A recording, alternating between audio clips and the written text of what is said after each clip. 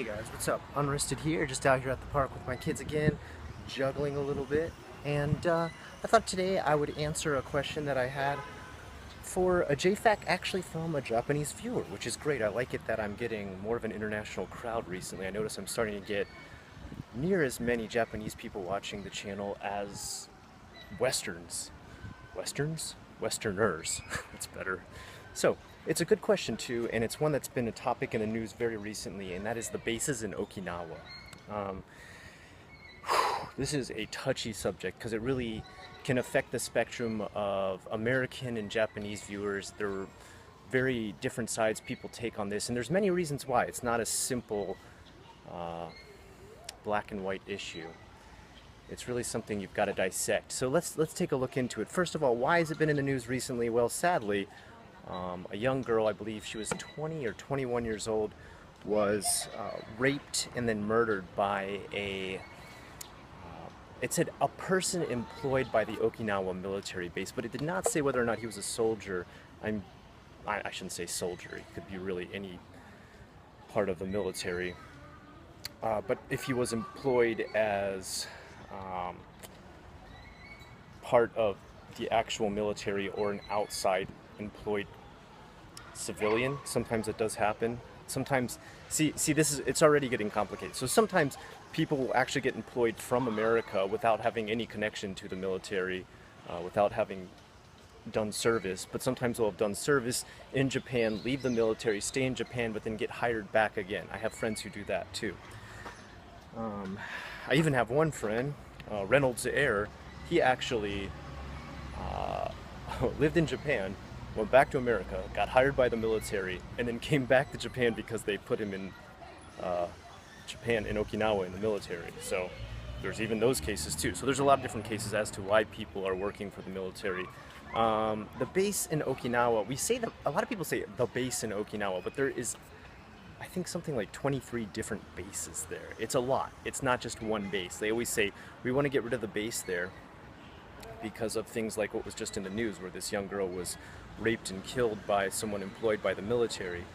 And I can understand this. There's actually been, and there's been studies to show this, studies launched by internal and external investigations, that almost like a huge percentage of the rapes that go on are done by people coming from the military base, either employed by the military or outside employed by the military, as far as Westerners are concerned, as far as Americans are concerned. And Okinawa has had a long time, I guess, love-hate relationship with the base, in the sense that there's certain aspects that benefit Okinawa. For example, the base offers a ton of jobs. All these different bases there offer a ton of jobs to people in Okinawa, and there's not a lot of great job opportunities in Okinawa. Mostly due to the fact that the education system in Okinawa is one of the worst in Japan. It's just a fact. It was something like lower than 1% of people who graduate from high school in Okinawa end up in Tokyo University, the best university in Japan. The biggest portions come from Tokyo and Osaka, which have like the highest education levels. So there's other aspects that help Okinawa. It employs people. It's good for their economy. Obviously, soldiers buy a lot of stuff. They make a lot of money while they're there, and they can spend a lot of it on different things there. I think even to this day, you can still use American money to purchase stuff in Okinawa. A lot of places will still take American cash. Because if you guys don't already know, Okinawa was still owned by America until something like, I think it was like 1979 or 1970. It was the 70s. It stopped after the 70s finished. Japan took Okinawa back over again, but for a while America actually owned it. It was considered part of America, which is kind of crazy to think about. Like, the money they used there was American dollars. So it's been intertwined with America for a long time, but now Okinawa, after years and years of dealing with, sadly, a lot of rapes, violence. There's been things like taxi drivers had knives held to their throats and money taken from them by soldiers. This has kind of become a problem for them as far as crime is concerned. The largest percentage of crime around the areas that the bases are at are done by those employed by the American military. In general, the crime rate in Japan is pretty low because in general, Japanese people are pretty calm. Don't get me wrong, there's Japanese people who kill, murder, rape. There's even been ones that have killed and murdered and raped English teachers who've come here. It's not unheard of, vice versa has happened. But the portion is far smaller. Even, even if you take the portions of like Japanese killing people or raping or whatever in comparison to bigger city areas, some percentages around different bases even outnumber that. So you can kind of get an idea of how much higher the crime rate is due to the military bases being there. Now, I'm not any bit against supporting our troops. I want to 100% support our troops, whether I believe in the wars that America fights or not. I believe in supporting our troops because they work hard, man. Some of those guys are doing 12, 14-hour shifts and stuff. And I have a lot of friends who are in the military too, who are either ex-military, are employed in the military now, or lived on the base in Okinawa, and they're good people. You know, I know. And even they themselves have come to me and said before in the past that they would distance themselves from some of the crowds that formed around the base. And they said, and this isn't any, I guess, insult to younger people employed by the military, but they said a lot of the youngest people employed by the military, ages 18 to 19, were a lot of the people that were doing these crimes. That whenever they'd find out somebody got in trouble for robbing a store or holding a knife to somebody's throat or not paying for a taxi or dining and ditching or rape and murder, it always turned out, they said, to either be an 18 or 19-year-old. Now, I believe, if I'm correct, and I could be wrong because I don't have all these ages memorized, but this crime that recently happened was done by a man who was 20 years old. It could be 20 or 21. I know his age was very close to the woman that he did this to.